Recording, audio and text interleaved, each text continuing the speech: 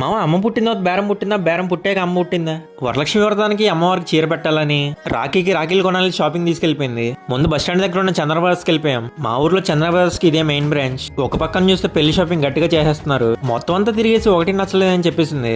మళ్ళీ అక్కడి నుండి మసీద్ దగ్గర ఉన్న చిట్లూరు దగ్గరకు వచ్చేసాం. అక్కడ కూడా చూసింది కానీ ఒకటి నచ్చలేదంట. మళ్ళీ అక్కడ నుండి మాచవరంకి వచ్చేసాం. ఇందులో కూడా నచ్చలేదంట. ఇవన్నీ అయ్యే పనులు కాదు కానీ ముందు పూజ సామాగ్రి కొనేద్దాం అని చెప్పి తీసుకెళ్లిపోయా. ఇక్కడికి వచ్చిన తర్వాత కొబ్బరికాయ లేతగా ఉందని ముద్రదే కావాలని చెప్పింది.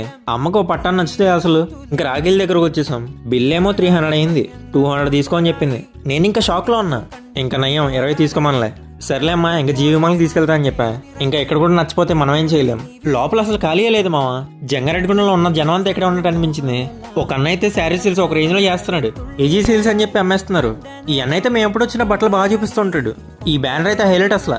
అమ్మయ్య మొత్తానికి 2 శారీలు సెలెక్ట్ చేసింది. ఇక్కడ కూడా బేరం చేస్తుందేమో అని భయం వేసింది. కౌంటర్ దగ్గర ఉన్న ఆట వరకు అయితే ఎదిరిపోయింది. అమ్మతో షాపింగ్ రావాలంటే చాలా ఓపిక ఉండాలి మామ. ఇక వ్రతం మొదలు. ఫాలో కొట్టండి మామ.